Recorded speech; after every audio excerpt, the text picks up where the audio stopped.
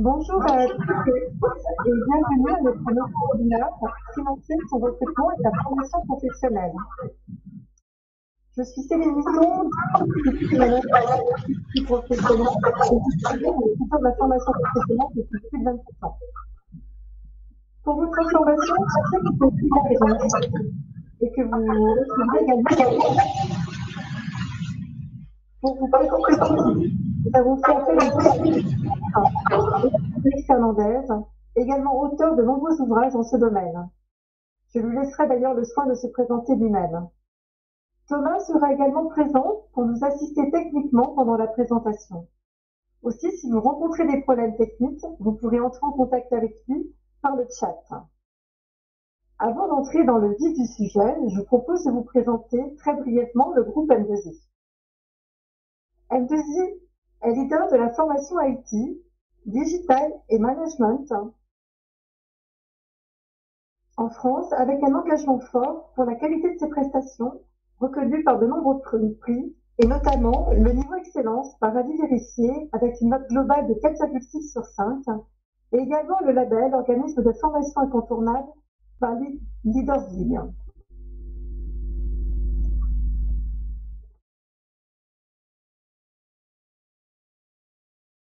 Le groupe M2I propose plus de 2400 formations en présentiel et en distanciel. Nos formations sont animées par nos experts avec la même qualité pédagogique. Cette année, le groupe M2I a ouvert son propre CFA et propose désormais des parcours en alternance sur des métiers IT à fort potentiel. Nous proposons des parcours diplômants et certifiants car l'accès à la formation est une des conditions du développement de l'employabilité des salariés. M2I, ce sont 35 agences et plus de 4200 clients actifs. Et cette année, 100 000 apprenants nous ont fait confiance. Je vais donc laisser la parole à Alain pour vous expliquer comment vous allez pouvoir financer vos recrutements et vos projets de formation professionnelle à l'aide de toutes les informations et conseils qu'il va vous transmettre.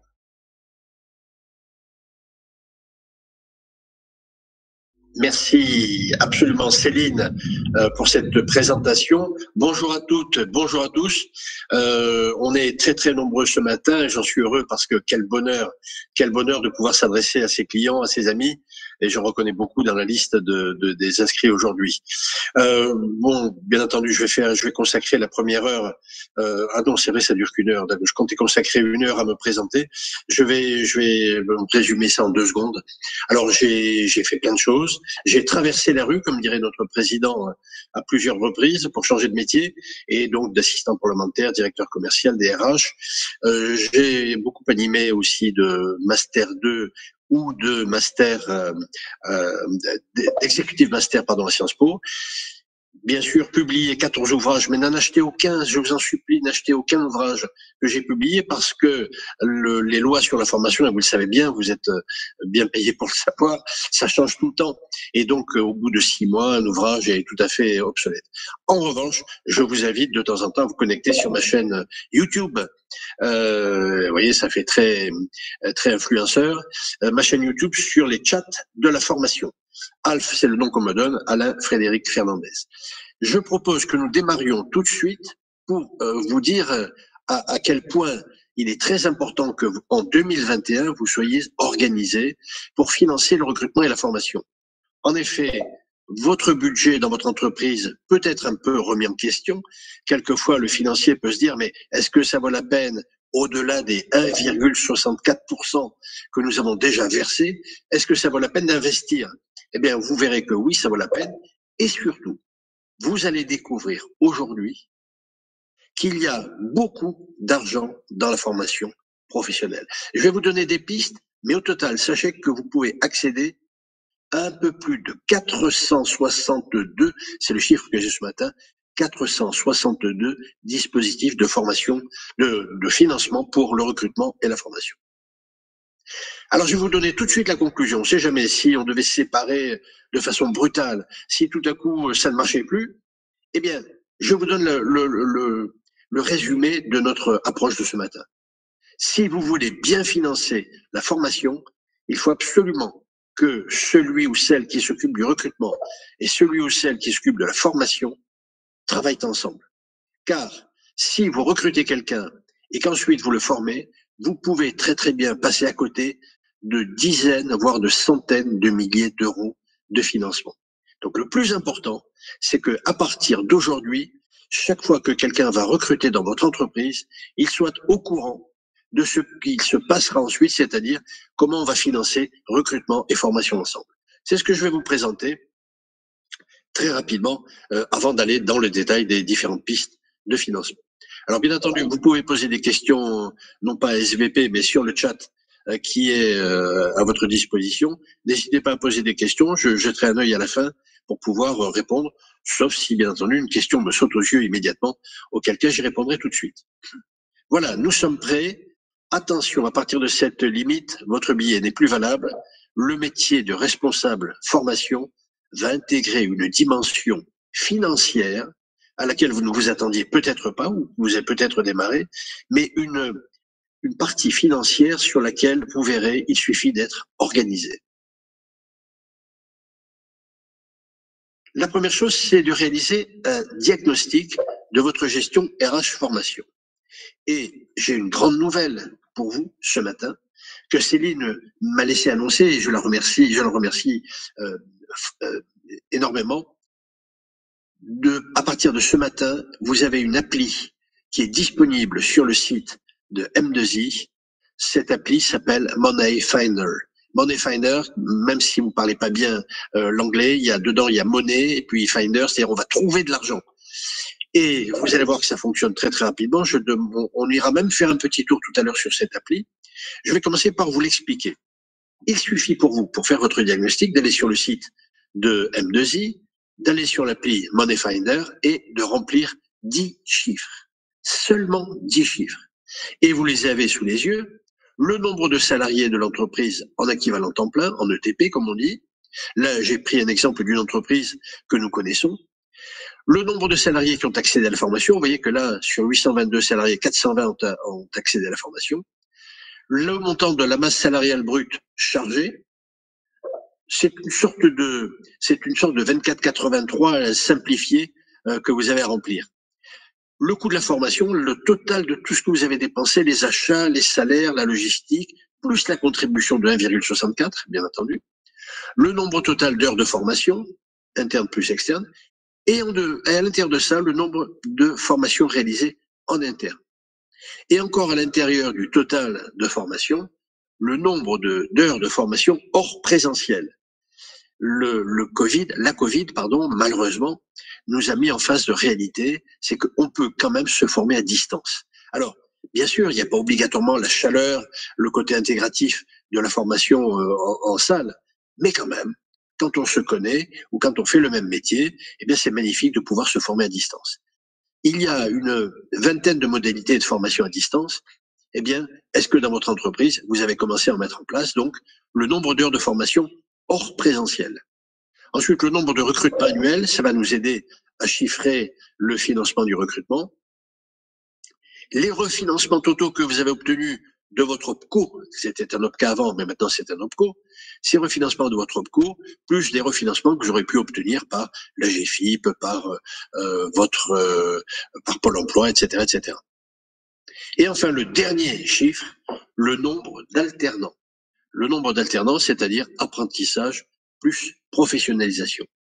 Lorsque vous avez rempli ces 10 chiffres, et c'est la seule chose que vous avez à faire, automatiquement, la fantastique appli de Money Finder by M2I, va vous donner les KPI, les Key Point Indicators, c'est-à-dire les 9 points clés de votre gestion RH formation. Et vous allez découvrir des chiffres clés que vous devez maîtriser parce que, grosso modo, ce qui intéresse votre direction, votre comité de direction, c'est pas le nombre d'heures de formation que vous avez fait, mais c'est par exemple le taux d'accès à la formation. Dans l'exemple que vous avez sous les yeux, 51% des salariés ont accédé à la formation. Et sur le côté, vous avez un commentaire. Le taux moyen en France est de 40%. Cette entreprise est allée au-delà, elle a réellement investi dans la formation. Le deuxième chiffre est un petit peu moins soutenable.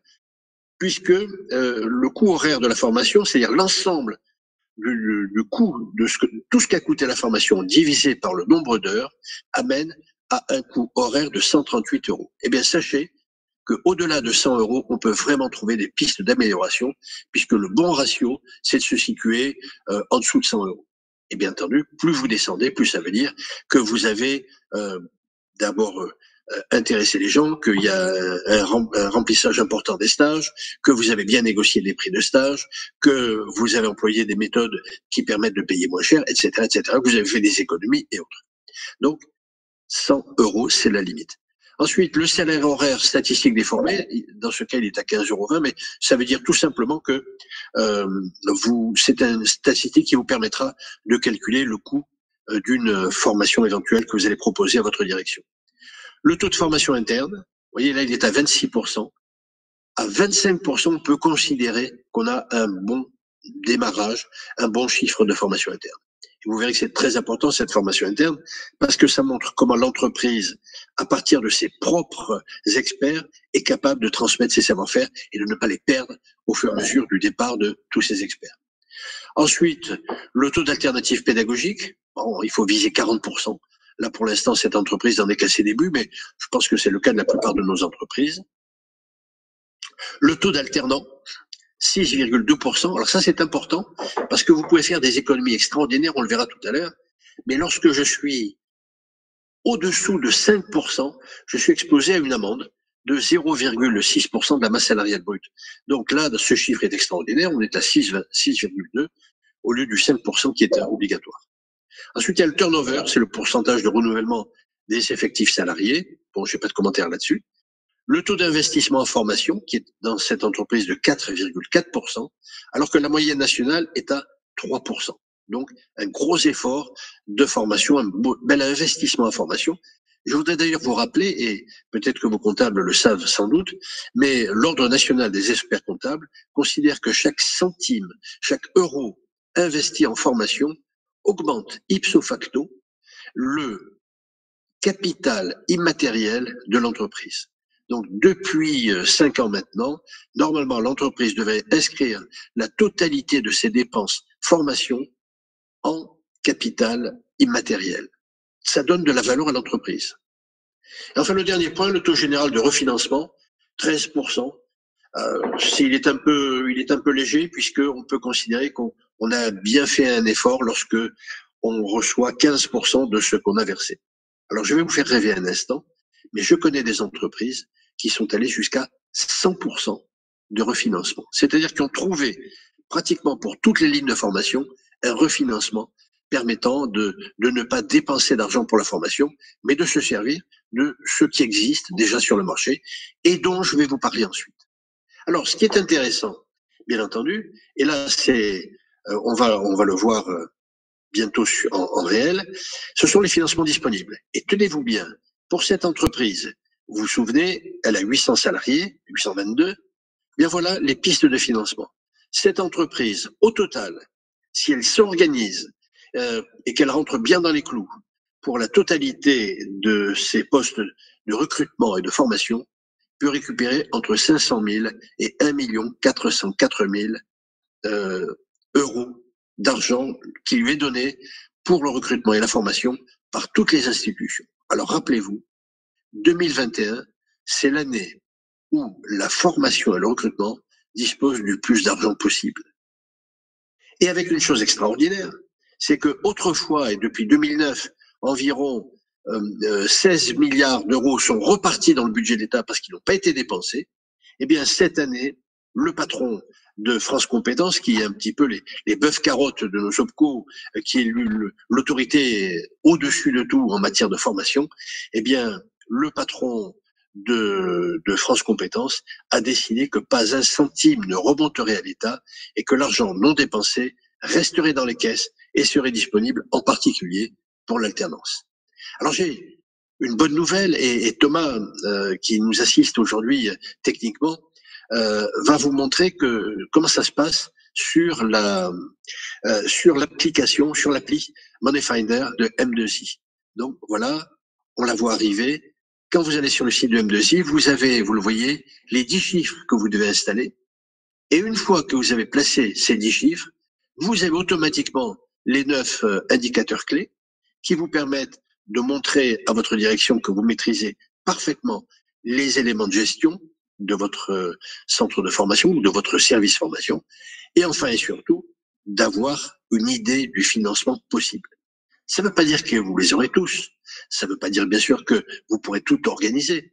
Mais ça veut dire que vous devez commencer à mettre en place une structure très simple pour pouvoir profiter de tous ces financements. Alors, le conseil que je donne à tous les clients qui me demandent un conseil, je leur dis, faites une chose. Recrutez un alternant ou une alternante, si possible niveau Master 1 ou Master 2, et donnez-lui la mission de se former, et éventuellement d'être accompagné par nous, mais de se former et de mettre en place toutes les procédures de recherche de financement. Une fois que vous aurez fait ça, soit votre stagiaire reste dans votre entreprise et elle continue à amener de l'argent, et je répète, elle peut amener 10 fois, 100 fois plus d'argent que ce qu'elle va coûter, mais surtout, elle va mettre en place des procédures qui vont vous permettre de pérenniser ces financements. Donc, le conseil, organisez-vous. Cet effort que vous allez faire en matière de financement, il va vous faire entrer dans la cour des grands, c'est-à-dire que votre service formation, qui est en quelque sorte un centre de coût, va devenir un centre de profit. Et ça change tout dans l'esprit des dirigeants. On peut revenir maintenant aux pistes de financement. Vous avez vu qu'il y a 13 pistes de financement. Eh bien, nous allons les examiner les unes après les autres. Et là, bien entendu, vous pourrez poser des questions. En tous les cas, je vous souhaite d'en profiter au maximum et je prends un engagement. Chacun d'entre vous qui aura eu le courage, parce que c'est assez barbant d'aller jusqu'au bout de ma présentation, à partir de là, ceux qui seront allés jusqu'au bout, eh bien, je vous garantis que vous allez récupérer tout de suite de l'argent. Soit de l'argent qu'a oublié de vous donner votre OPCO, de l'argent que vous avez oublié de lui réclamer, mais aussi et surtout, tout à coup réfléchir à une autre façon de repenser le recrutement et la formation en vous disant, chaque fois que je recrute, il faut absolument que j'ai en face de moi quelqu'un qui ait un statut pour pouvoir me rapporter de l'argent, et donc on verra comment. Et chaque fois que vous organisez un plan de formation, pour chaque ligne, vous vous interrogerez pour chaque ligne sur la façon d'y arriver et de trouver ce financement. Donc voilà le programme de ce matin. C'était une longue présentation. Je vois qu'il y a déjà des messages qui arrivent. C'est extraordinaire. On va rentrer tout de suite dans ces 13 pistes de refinancement externe.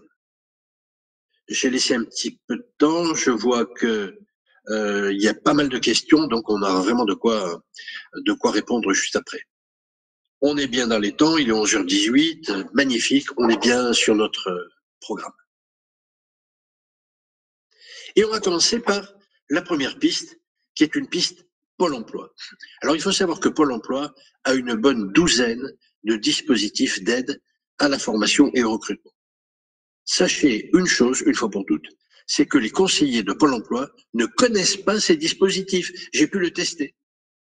Ils les connaissent pas et c'est pas leur faute. C'est tout simplement parce que avant ils avaient le temps de partir 2 jours en entreprise pour venir vous voir et vous proposer ces dispositifs.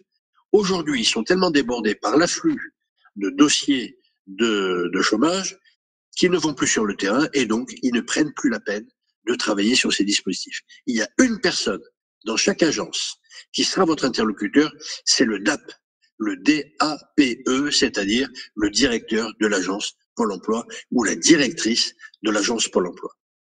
Faites sa connaissance, ça doit faire partie de votre cercle d'amis, de votre carnet d'adresses pour être responsable de formation ou DRH.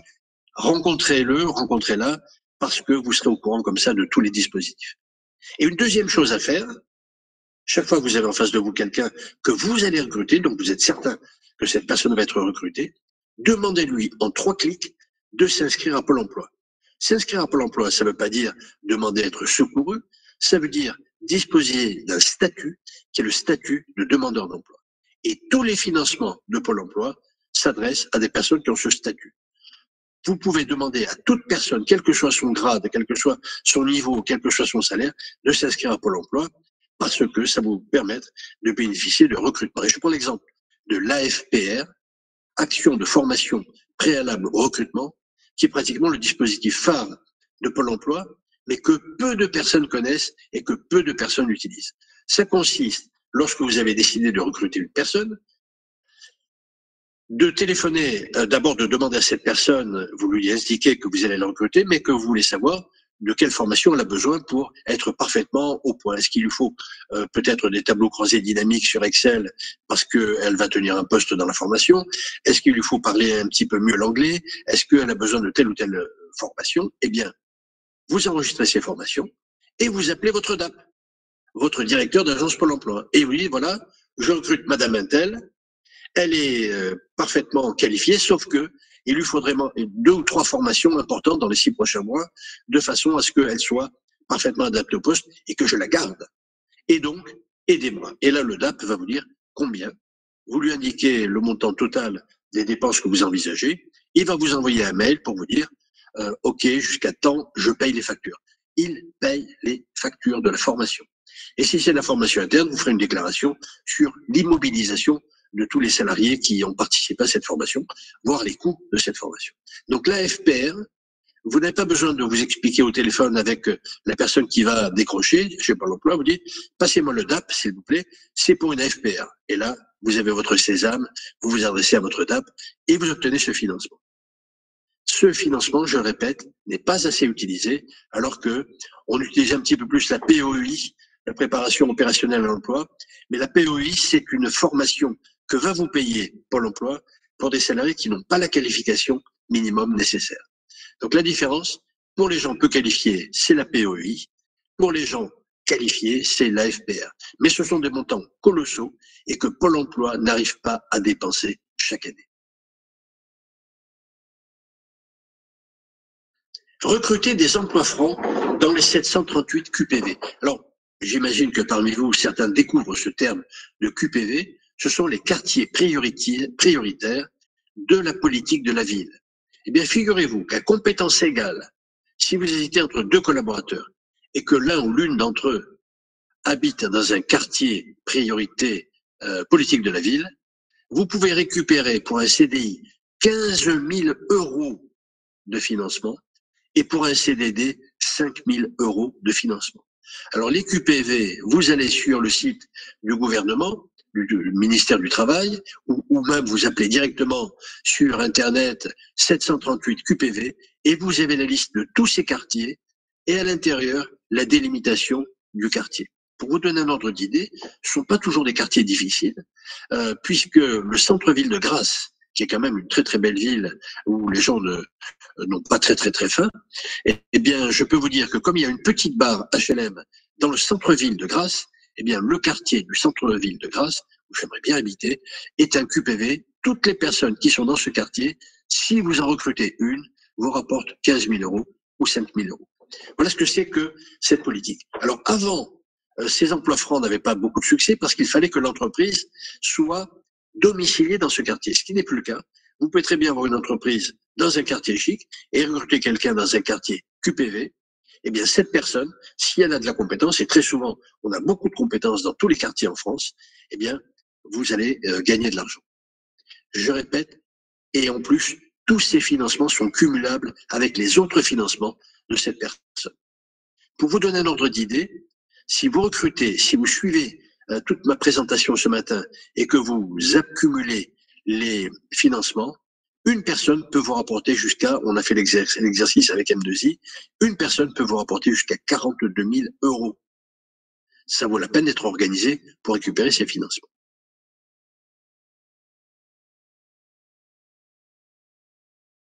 J'ai une première question à laquelle je réponds tout de suite parce elle est pile dans le point. C'est Marianne.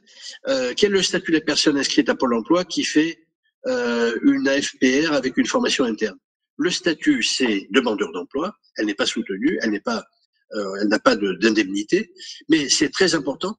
Pour faire de la formation interne, il faut que vous ayez déclaré vos formateurs internes. C'est-à-dire, vous ne pouvez pas dire je le forme par une personne interne, mais j'ai un service interne qui est composé de tant de personnes. Donc, vous identifiez les formateurs internes, vous identifiez leur spécialité, leur vraie expertise, et ça vous fait une sorte de service formation que vous n'avez pas à déclarer, mais un périmètre que vous connaissez et que vous n'inventez pas au fur et à mesure. Vous avez, mettons, une dizaine de formateurs internes, même s'ils n'ont pas encore formé, vous n'êtes pas obligé de les former, et vous dites quelle est leur spécialité. Et ça vous permet ensuite de faire une FPR, éventuellement en formation interne. Mais rappelez-vous, vous pouvez faire appel à M2I, puisque les factures sont payées par Pôle emploi. Alors on passe à un troisième point, mettre en place une politique de recrutement senior. Pourquoi? Eh bien parce que à chaque fois que vous recrutez une personne de plus de 45 ans, Pôle emploi vous rajoute 2 000 € d'aide à ce recrutement. Donc si c'est en plus c'est un senior que vous avez recruté dans un QPV, vous avez les 15 000 plus 2 000 €. Ensuite, vous avez un bonus contrat pro. C'est-à-dire si ce senior, vous le recrutez en contrat pro, non seulement vous allez avoir l'argent de Pôle emploi, plus le bonus de 2 000 €, plus un surbonus que vous donne Pôle emploi, puisque vous déclarez recruter cette personne en contrat pro, vous aurez 2 000 € de plus pour ce contrat pro. Alors ça, c'est valable pour tout le monde, mais si en plus c'est un senior, vous voyez, ça vous fait 4 000. Et il y a un autre point sur lequel je voudrais attirer votre attention, c'est que parmi vous, beaucoup font des recrutements en contrat pro et vous choisissez ensuite un tuteur. Eh bien, le conseil que je vous donne, c'est de choisir un tuteur de plus de 45 ans. C'est-à-dire que le tuteur que vous allez désigner, c'est pas obligatoirement le formateur, c'est pas la personne qui va l'accompagner, mais c'est la personne qui va l'intégrer. C'est donc une déclaration formelle. Et cette déclaration fait que si vous faites appel à un tuteur de plus de 45 ans, au lieu de toucher 1 380 € en 6 mois d'exercice du tutorat, vous passez à 2 070 €. Ça fait 800 € d'écart. 800 €, si vous avez recruté 10 personnes, c'est 8 000 € qui rentrent dans votre caisse. Donc pensez-y, et là vous vous adressez à votre OPCO. À chaque fois que vous utilisez un tuteur de plus de 45 ans, eh bien, vous avez 2 070 € sur 6 mois au lieu de 1 380 €.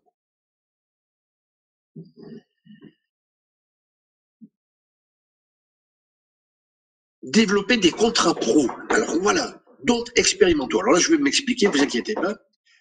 Chaque fois que alors j'ai une marotte depuis des années, même depuis 2004, puisque le contrat pro est né en 2004. Le contrat pro n'est pas un concurrent du contrat d'apprentissage. Il constitue une aide à l'intégration dans l'entreprise. Or, très souvent, les centres de formation se sont disputés en essayant de faire que le contrat pro ait les mêmes avantages que le contrat d'apprentissage. Eh bien, ça n'est pas l'objectif. On peut recruter en contrat pro ou en contrat d'apprentissage, mais si je recrute en contrat pro, c'est pour une raison bien particulière, c'est que je veux qu'il soit souple. Or, aujourd'hui, la plupart de mes clients me disent, mais c'est dur de recruter en contrat pro parce qu'il faut viser une certification ou un titre inscrit au RNCP. Eh bien, je leur dis non, non et non. Puisque la loi nous permet jusqu'à fin 2021, et c'est une toute petite mention, comme j'ai été assistant parlementaire, j'arrive à bien lire les textes, et mot à mot, il y a une petite mention qui nous dit que jusqu'en fin 2021, les contrats pro pourront être expérimentaux. Ça veut dire quoi? Ça veut dire qu'en accord avec le salarié que vous recrutez et en accord avec l'OPCO, vous construisez un programme sur mesure, exactement adapté à vos besoins. Et l'objectif final, le diplôme ou le certificat qu'obtiendra le salarié, est remplacé par une qualification. Si vous devez recruter, mettons, un commercial niveau coefficient 270 de votre convention collective, je prends un chiffre au hasard, eh bien, il ne deviendra commercial niveau 270 qu'à l'issue de son contrat pro de 6 mois. Et ça, c'est un point important, c'est-à-dire que vous allez pouvoir obtenir d'abord le bonus de Pôle emploi parce que vous faites un contrat pro, ensuite vous faire rémunérer les heures de formation au barème qui a été décidé par votre branche, vous faire payer l'exercice du tutorat, si possible, à 2 070 €, plus la formation des tuteurs. Oui, ma connexion est établie, on me dit, alors je reviens, il faut développer les contrats pro expérimentaux. Est-ce que tout le monde a entendu, est-ce que tout le monde a bien entendu le début de mon explication sur les contrats pro? Est-ce que quelqu'un veut bien me répondre? Oui, d'accord. Donc, j'arrive maintenant dans la pratique. Eh bien, dans la pratique, il faut absolument que vous construisiez un plan sur mesure. Et vous avez quelquefois dans vos entreprises des parcours d'intégration. qui vous coûte très cher. Eh bien, ces parcours d'intégration, faites-en un contrat pro, 150 heures, dont sur ces 150 heures, vous avez 52 heures de tutorat, puisqu'il y a 26 semaines, vous mettez 2 heures de tutorat, ça fait 52 heures, des heures de formation externe et des heures de formation interne. Et vous êtes seul maître du programme. Il suffit simplement que votre OPCO l'accepte. Et si votre OPCO ne l'accepte pas, bien vous lui demandez de l'accepter via votre branche, puisque c'est votre branche qui décide et c'est pas votre OPCO. Donc ça, c'est un point très important. Transformer le contrat pro. Et j'ai même une chose à vous demander, mais vous n'allez pas me croire. Essayez, vous verrez que c'est facile. Recrutez tous vos salariés en contrat pro. Recrutez tous vos salariés, y compris s'ils ont un salaire 5 fois ou 10 fois supérieur au contrat pro. Le salaire du contrat pro, c'est un salaire minimum. Mais vous pouvez payer quelqu'un très très cher en le mettant quand même en contrat pro. C'est juste un statut qui permet pendant 6 mois de bénéficier de toutes les aides à la formation. Et la personne ne déchoit pas. C'est pas comme si on lui proposait un contrat d'apprentissage en disant vous êtes apprenti pendant 6 mois. Non. Vous êtes à ce poste, mais c'est un contrat pro en CDI, mais à l'intérieur, vous avez les 6 premiers mois pendant lesquels nous vous intégrons, on s'occupe de vous et vous n'êtes pas laissé seul, livré à vous-même pour vous intégrer dans l'entreprise. Donc le contrat pro est un véritable outil d'intégration et qui en plus rapporte de l'argent. Un contrat pro, ça rapporte en moyenne 10 000 euros. 15 000 euros de recrutement, 4 000 euros de bonus, 10 000 euros de contrat pro. Vous voyez qu'on commence à faire de l'argent si on est organisé. Je continue avec la 5e piste. Le plan de formation à négocier avec l'OPCO. Alors, parmi vous, il y a peut-être des entreprises qui ont moins de 50 salariés, mais aussi beaucoup d'entreprises qui ont plus de 50 salariés. La loi prévoit que l'OPCO va aider le plan des moins de 50 salariés. Alors, comment est-ce qu'il va l'aider? Tout simplement avec ce qu'on appelle des actions co, des actions collectives. Il va commander des stages, votre OPCO va commander des stages à des organismes de formation qui ont pignon sur rue, comme M2I. Et ces organismes de formation vont en quelque sorte inscrire gratuitement les salariés de ces petites entreprises à ces stages. Eh bien vous, si vous avez plus de 50 salariés, vous pouvez quand même vous adresser à votre cours en lui disant, voilà, vous avez un programme de stage qui est très touffu cette année, très important. Certaines fois, vous n'allez pas pouvoir l'ouvrir parce que vous n'aurez pas assez d'inscrits. Eh bien, passez-moi un mail et si j'ai des inscrits, eh bien je vous les passe, ce qui vous permettra d'ouvrir ce stage. Moyennant quoi, vous me le ferez payer par une petite contribution de 50 ou 100 euros maximum. Ça fait une grosse économie. Donc pensez-y, négociez avec votre OPCO, et si c'est pas avec le conseiller, négociez avec son patron ou sa patronne, négociez la possibilité de participer, malgré votre taille, au stage au plan de moins de 50, parce que ça va aider l'OPCO à ouvrir tous ces stages, et donc à ne pas faire mobiliser des tas d'organismes de formation pour rien, pour des stages qui ne vont pas ouvrir. Et enfin, il y a une deuxième piste en ce qui concerne l'OPCO, vous pouvez subroger le plan. Alors, il n'y en a plus pour très longtemps, puisque les OPCO restent maîtres de la collecte jusqu'au 1er janvier 2022. Ce sera peut-être repoussé. C'est qu'on repousse toujours les échéances en France. Eh bien, subroger le plan, ça veut dire, je vois mon OPCO, je lui dis, cette année, j'ai dépensé 100 000 euros en formation, je vous les donne. Je vous les verse soit en une seule fois, soit en 10 fois, mois par mois. En échange de quoi, vous vous occupez de payer les factures, de vérifier que les feuilles de présence ont bien été remplies, que les conventions sont à jour. Donc vous, ça vous libère d'une partie administrative. Et ça vous donne du temps pour faire des choses qui ont plus de valeur ajoutée. Mais aussi et surtout, vous négociez avec votre OPCO et vous dites, je vous donne 100 000, dites-moi combien vous pourrez me donner ensuite quand j'aurai dépensé mes 100 000. Et vous pouvez obtenir une enveloppe de subrogation qui peut aller de 20 à 30, 40, 50% de ce que vous aurez versé en subrogation. Pourquoi est-ce que ça intéresse l'OPCO? Bien tout simplement parce qu'un OPCO est rémunéré lorsqu'il encaisse, mais aussi il est rémunéré quand il décaisse. Et le fait de pouvoir vous donner une enveloppe de subrogation, ça lui fait une collecte supplémentaire, donc il est payé par le plan que vous lui donnez, et il est payé par l'enveloppe supplémentaire qu'il va vous remettre à la fin. Ça lui permettra d'éviter à la fin d'avoir de l'argent à envoyer à France Compétences qui ne lui aura rien rapporté. Voilà pourquoi c'est important de négocier le plan de formation avec l'OPCO. Soit la participation au plan des moins de 50, soit la subrogation. .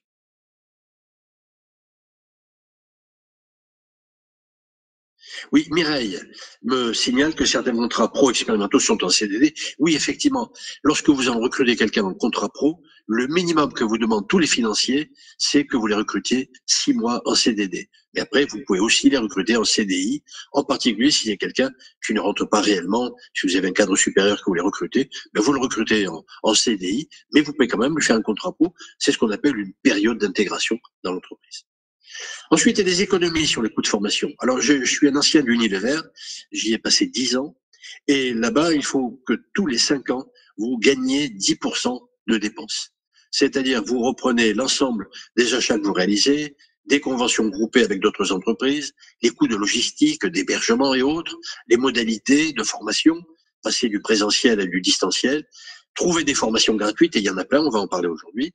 Il faut que vous puissiez dire à votre directeur financier, cette année, c'est l'année des économies, voilà comment on est arrivé à gagner 10%, en grattant surtout ce qui ne va pas toucher à la qualité de la formation, mais qui va faire qu'on va perdre certaines habitudes et ou qu'on va remplir un petit peu plus les stages, etc., etc. Donc pensez-y, c'est important.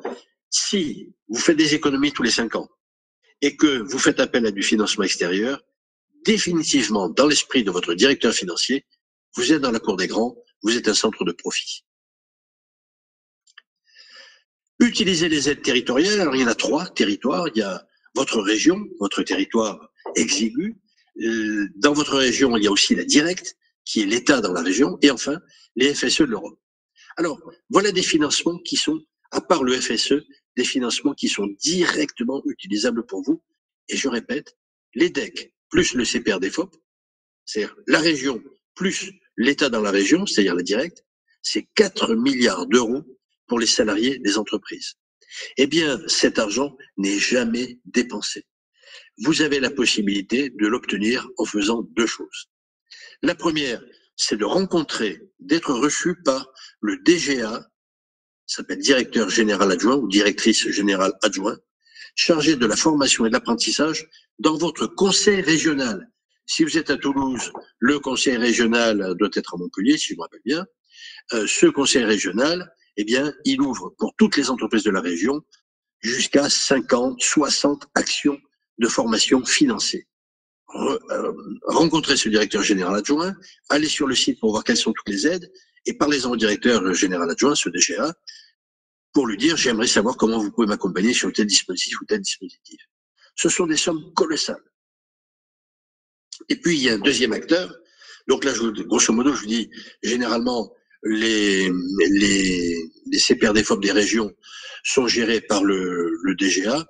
Vous pouvez les obtenir. Pour ce qui est de la directe, alors vous pouvez passer par votre OPCO qui délègue, mais on l'a vu par exemple pour les formations qui avaient lieu par le FNE, hein, donc le Fonds national de l'emploi. Ces formations qui étaient financées étaient organisées par l'OPCO. Mais le problème de l'OPCO, c'est que vous aviez un plafond. Alors que si vous vous adressez à la directe, en direct, si j'ose dire, il n'y avait plus ce plafond de 1500 € par formation. Donc, n'hésitez pas à rencontrer aussi le responsable de la directe de votre région. C'est quelqu'un qui sera content de vous rencontrer, comme le DGA de la région, parce que ça veut dire, est-ce que le maximum pour un haut fonctionnaire, ils sont allés sur le terrain, ils ont retroussé les manches, et ils auront vu la vraie vie avec les vraies entreprises. Donc, rencontrez-les, et je vous donne un autre exemple. Chaque direct, donc dans chaque région, est capable de vous proposer jusqu'à 10 financements supplémentaires. Donc, soyez curieux, allez voir le CPRDFOP de votre région, donc les aides à la formation de votre région, les EDEC de la directe, et le seul point, là je suis d'accord avec Mireille, le seul point, c'est pour les FSE, donc les financements européens, auxquels toutes les entreprises qui sont dans le 9.3 ont droit. Je ne sais pas s'il y en a qui sont là aujourd'hui, mais ce FSE, ne le gérez pas en direct, faites-le gérer par votre OPCO, parce que ça va vous prendre beaucoup, beaucoup de temps.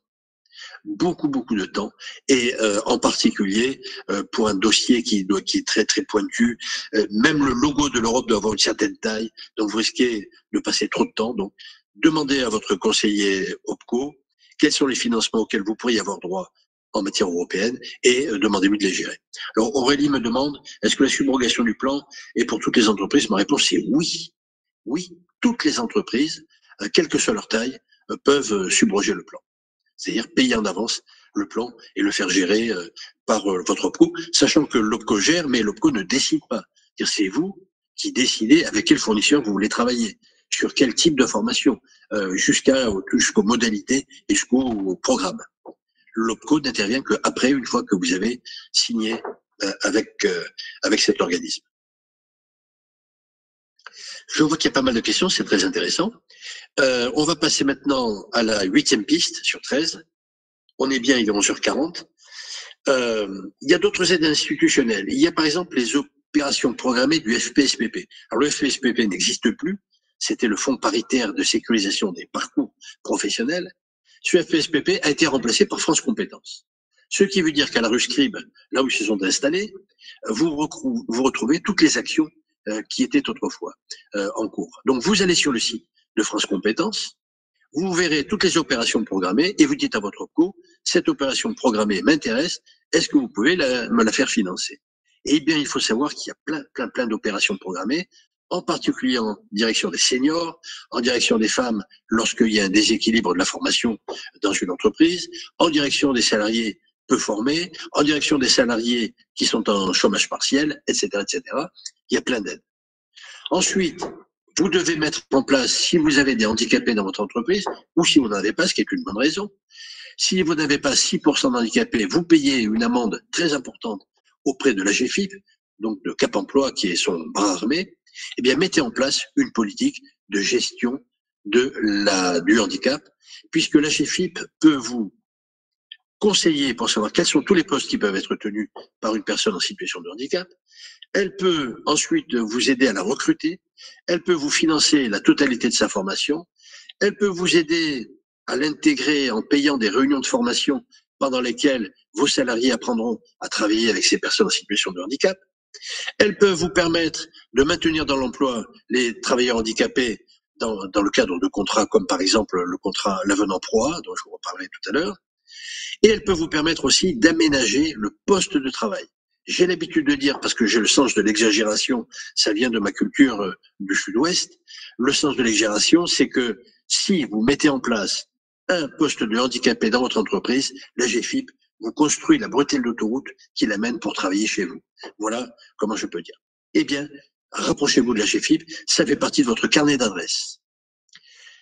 Enfin, dans les autres aides institutionnelles, le glissement du CPF, n'oubliez pas que vous pouvez mettre en place un accord avec vos partenaires sociaux ou un simple règlement intérieur de la formation dans lequel vous dites « nous allons aider ce type de formation, c'est-à-dire que nous allons permettre aux gens de se former dans le temps de travail, voire même pour tel type de formation qui nous intéresse, eh bien nous allons abonder nos comptes. » Et vous pouvez d'ailleurs ouvrir votre compte entreprise à la Caisse des dépôts et consignations.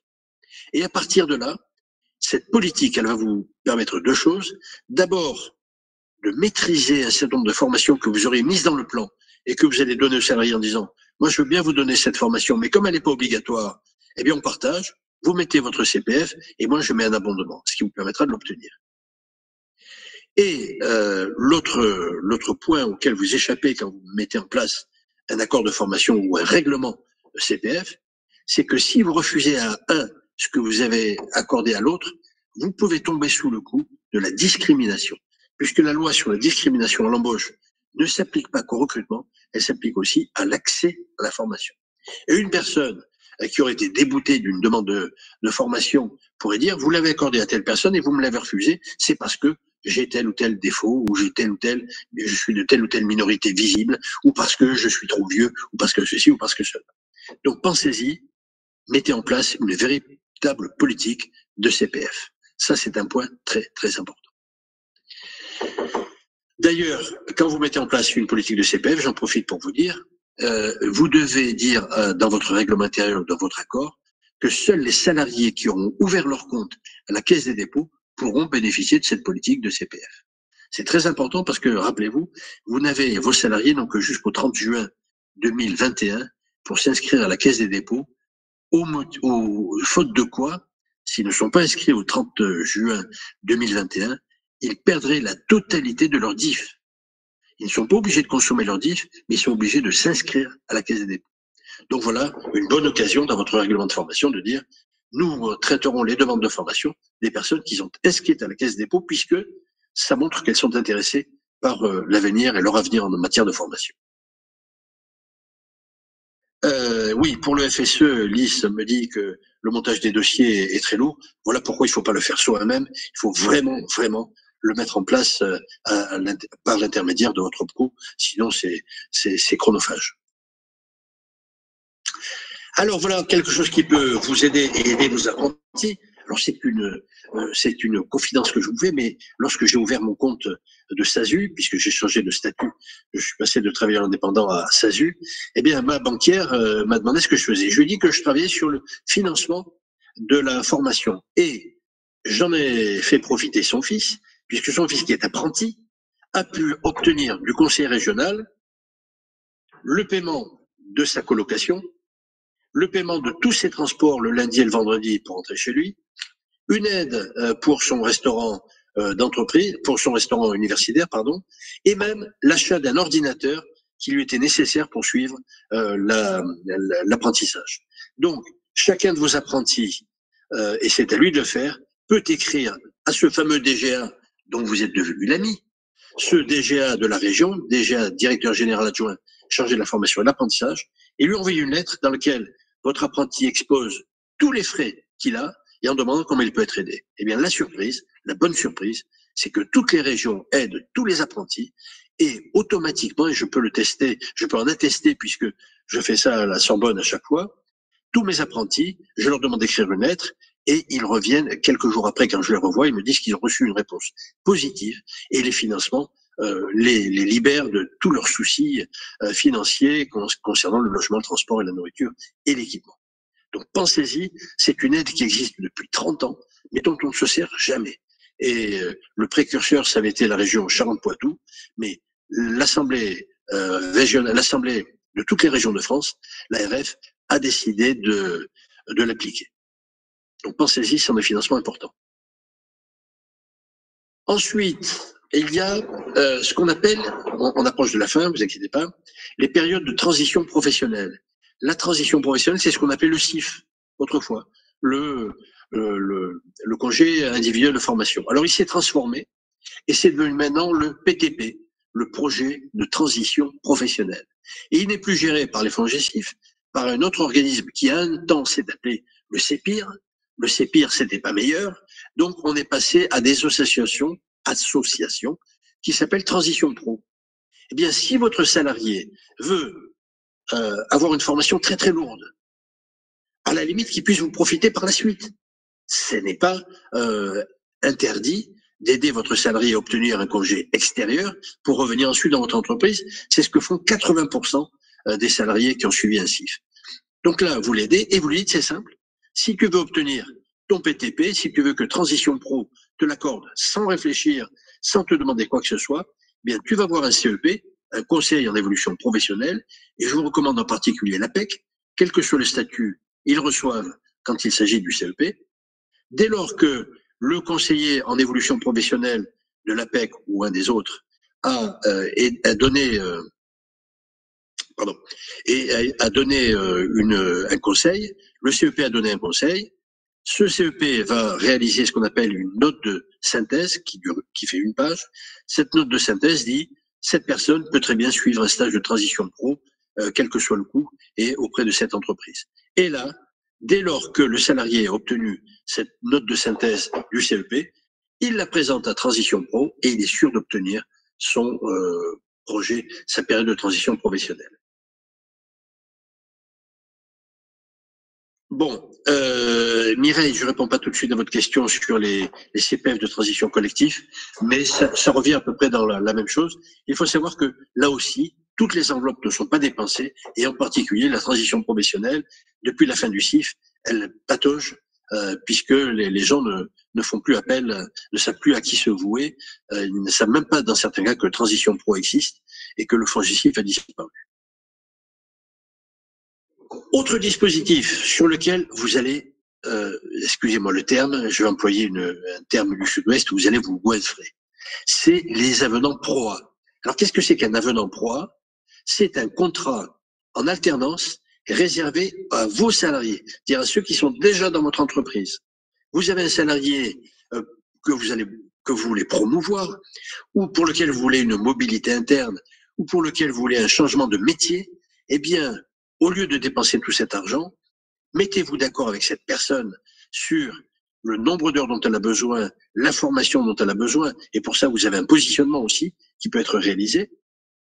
Vous transformez ça en avenant PROA, c'est-à-dire que son contrat est suspendu pendant les 6 mois ou les 12 mois de formation, et il continue à être rémunéré, il fait toujours partie de votre entreprise, et son contrat normal reprendra dès lors que sa formation sera terminée. Simplement, vous devez préciser au début du contrat quel est l'objectif de ce contrat, de cet avenant PROA.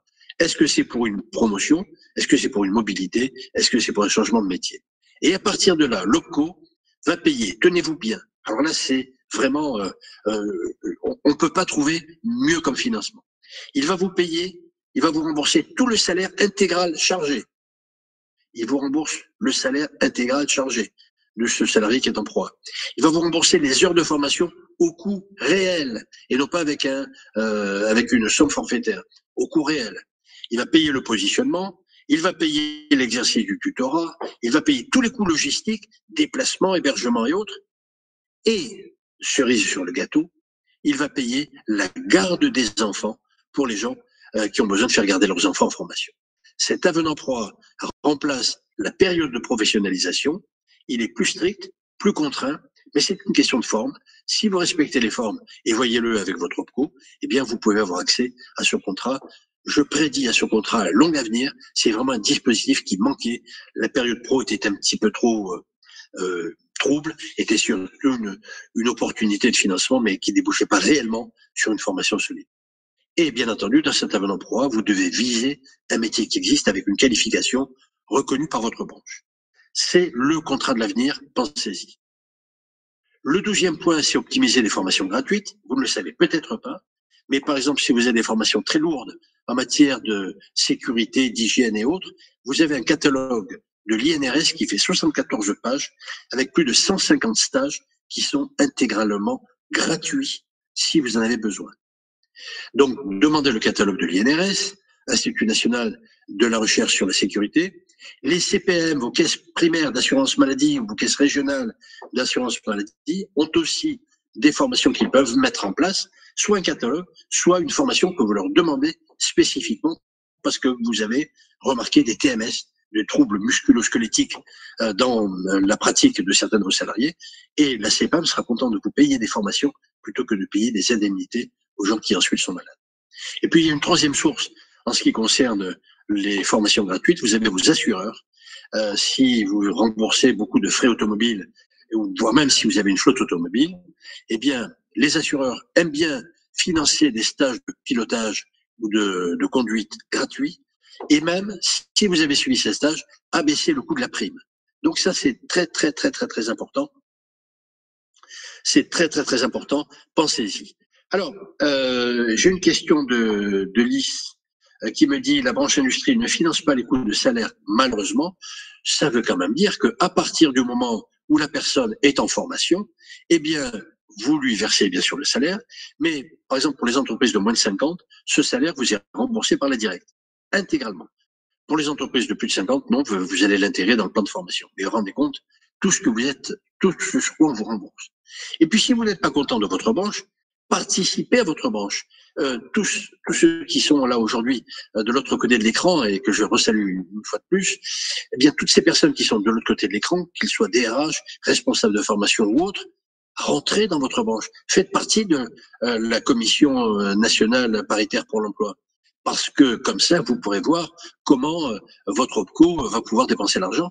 N'oubliez pas que c'est pas votre OPCO qui décide, c'est votre branche. Donc, si vous n'êtes pas content de ce que rembourse votre OPCO, c'est auprès de votre branche qu'il faut vous plaindre. Et je répète, le mieux, c'est de faire partie. Et enfin, 13e et dernière piste, je regrette d'avoir été si long, eh bien, limiter la CSA, c'est-à-dire la contribution supplémentaire dans l'apprentissage, en engageant des alternants. Si vous avez 5% d'alternants, or vous avez vu aujourd'hui que les contrats d'apprentissage et surtout les contrats pro sont bien aidés par des financements, eh bien, si vous avez 5% d'alternants, vous allez économiser 0,6% de la masse salariale brute. Vous vous rendez compte de la somme que ça représente. Tout ça, c'est de l'argent qui peut rentrer à condition d'être organisé. Mon conseil, rappelez-vous, c'est d'engager un alternant ou une alternante qui va vous permettre, éventuellement soutenu par nous, de mettre en place une véritable politique de financement et vous permettre de financer tout ça. Voilà, il est 11h55, j'étais un petit peu long. Je te rends la parole, Céline, peut-être pour répondre à quelques questions ou conclure sur cette présentation. Céline, tu es là? Oui. Je suis là. Je reprends la caméra et le micro. Merci beaucoup, Alain, pour ta présentation très, très, très complète. J'espère que vous l'avez tous apprécié. On me dit, on entend mal Céline. Alors, je suis désolée. On est dans des conditions, vous l'avez vu, je suis à distance à mon domicile parce que je suis en télétravail. Donc, on est dans des conditions un petit peu plus compliquées que d'habitude. Est-ce que vous m'entendez mieux, Aurélie? Bon, quoi qu'il en soit, est-ce que vous avez des questions avant de conclure? Oui, merci Aurélie pour votre réponse. Avez-vous des questions complémentaires auxquelles Alain, Frédéric pourraient répondre avant de terminer la présentation? Qui est enregistré d'ailleurs, hein, donc on pourra la voir en podcast. Tout à fait. Vous ouvrez après un lien et effectivement, vous pourrez accéder à l'enregistrement. Non, Sonia, qui nous remercie pour cette excellente présentation. Alors, une question, oui. Qu'est-ce que le taux d'alternative pédagogique SVP?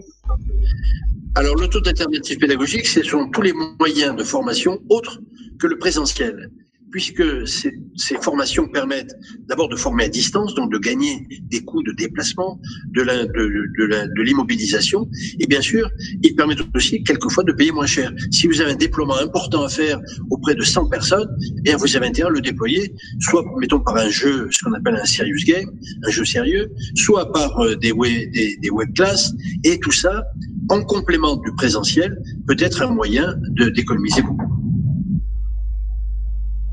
Ah oui, alors qu'est-ce qu'on fait des données qui sont dans l'appli, Céline? Est-ce que ça reste confidentiel? Est-ce qu'on peut les détruire, bien entendu? Tout à fait. Nous suivons les normes de la RGPD. D'ailleurs, quand vous accédez à l'application, vous verrez qu'il faut bien cocher la case comme quoi vous en prenez connaissance. Dans le milieu associatif, à la personne, y a-t-il des pistes supplémentaires à connaître? Nous demande-t-on, Alain. Oui, je vous ai présenté 13 pistes, mais sachez qu'on peut accéder à plus de 400 dispositifs de financement. Ça dépend de votre région, ça dépend de votre branche d'activité, et dans tous les cas, bien sûr, on peut vous accompagner là-dessus. Il n'y a pas de formation spécifique pour le financement, mais nous avons mis en place avec M2I 3 formules, soit une formule pour vous former plus complètement, soit une formule pour accompagner votre alternant, soit même une formule pour nous substituer à vous et rechercher des financements avec un pourcentage de la réussite. Donc c'est votre garantie que ça pourrait être un bon accompagnement. Une question de Manuela qui dit merci Alain, nous avons une vision partagée des financements externes disponibles, mais nous remarquons sur le terrain les difficultés à les obtenir face à des interlocuteurs moins bien formés.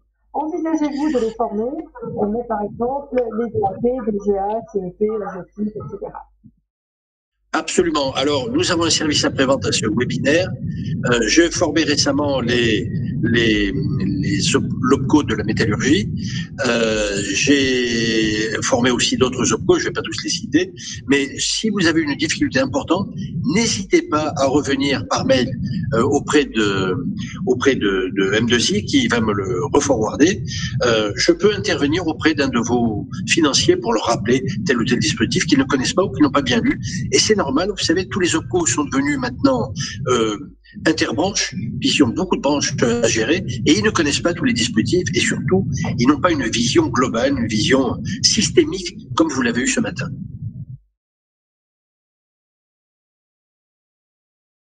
Manuela, je te remercie de ta réponse. Apparemment, nous n'avons pas d'autres questions. Très bien. Merci à toutes et à tous pour votre participation. Thomas, si tu veux bien revenir sur notre site de façon à montrer où nous pouvons retrouver l'application que nous avons expliquée ce matin à la série Et également sur notre site, vous aurez la possibilité de nous envoyer par mail des demandes de formation auxquelles Alain Frédéric répondra. Enfin, en tout cas, pas que demandes de formation, mais des explications complémentaires et des demandes de financement que vous pourriez avoir suite à la présentation de ce matin. Merci beaucoup et merci encore à tous pour votre participation. Vous avez été très nombreux ce matin. Merci à tous et au revoir. À très bientôt, j'espère.